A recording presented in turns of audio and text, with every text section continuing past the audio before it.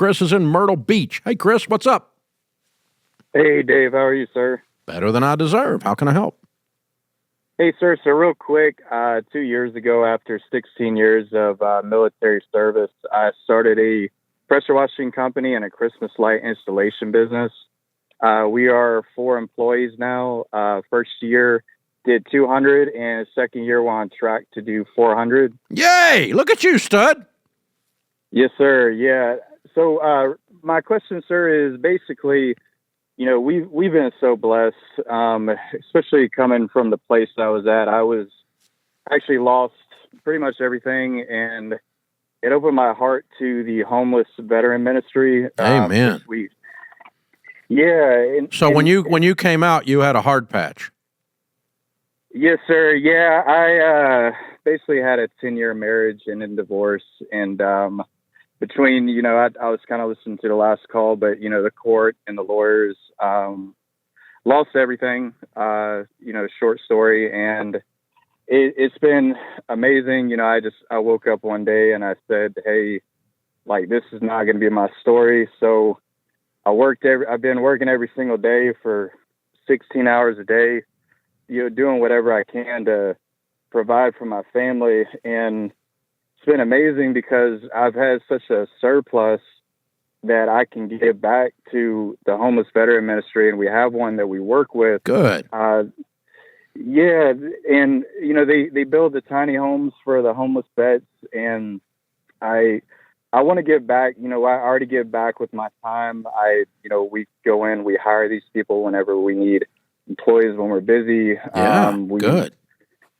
Yeah, and we, you know, we go and we clean for them, we pressure wash, keep up with the houses, and we do financially contribute. And that's basically my question, sir, is what is the best way to go about contributing to the Little Home ministry? Because I want to keep giving what I can. It's still a huge need. They don't have enough homes for the amount of veterans on the street, and I want to do whatever I can to help financially.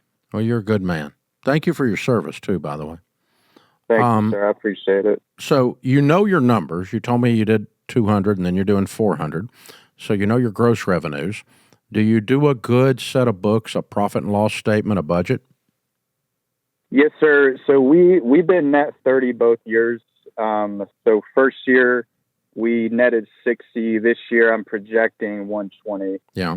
But what I'm saying is are you doing a written budget to where you can tell me next month, I think I'm going to bring in this much money, and these are going to be my expenses, and then that number is going to be my profit, which is what I brought in minus my expenses. Do you have that projected into next month, the next month, and the next month?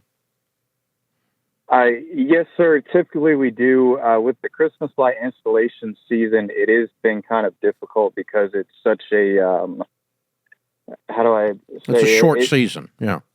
Yes, sir. It's not steady, yeah. But I mean, what I would tell you to do is if you backed up a little bit, and here's what we do at Ramsey, we started doing it 25 years ago when we were your size, is there's 2 or 3 financial instruments that you need to have to move from the treadmill stage up into the Pathfinder stage and the Trailblazer stage.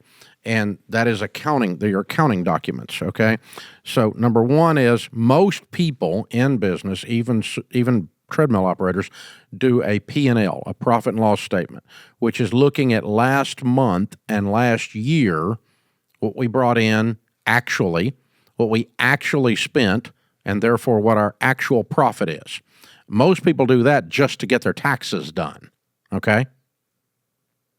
That's number one. That's the first accounting document that most people do, all right? The second document that I want you to do after that is a checkbook reconciliation, so you keep up with your dadgum checking balances and you cash reconcile. The third document is what I was talking about a minute ago, which is a budget. And that's the reverse of the P&L. It's looking out the windshield and saying, next month, in February, in March, in January, in May, I'm going to walk through each month and say, I think based on what we did last year, we're going to do X in income, and we're going to have Y in expenses. Therefore, we're going to have Z for that month, that particular month, that unique month, and it'll be very unique during Christmas light season for you. Z is your profit.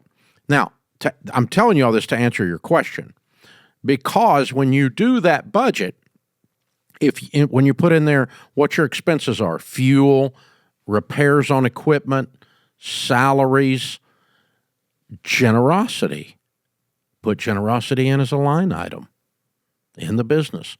I want to automatically give X dollars or X percent each and every month. I want to set it aside.